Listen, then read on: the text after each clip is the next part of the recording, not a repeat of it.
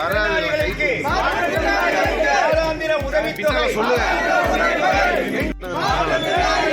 நிரப்பும் போராட்டம் வெல்லட்டும் வெல்லட்டும்.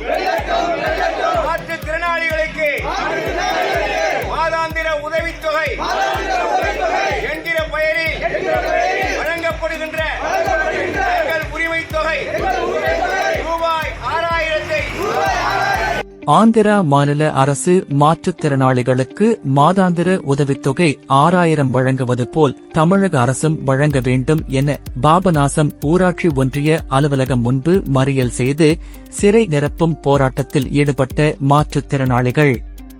தஞ்சாவூர் மாவட்டம் பாபநாசம் ஊராட்சி ஒன்றிய அலுவலகம் முன்பு 100க்கும் மேற்பட்ட மாற்றுத்திறனாளிகள் பாபநாசம் ஊராட்சி ஒன்றிய அலுவலகத்தை மறியல் செய்து சிறை நிரப்பும் போராட்டத்தில் ஈடுபட்டனர்.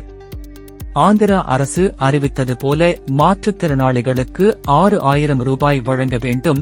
படுத்த படுக்கையாக இருக்கும் மாற்றுத்திறனாளிகளுக்கு 15000 வழங்குவது போல் தமிழக அரசு வழங்க வேண்டும்.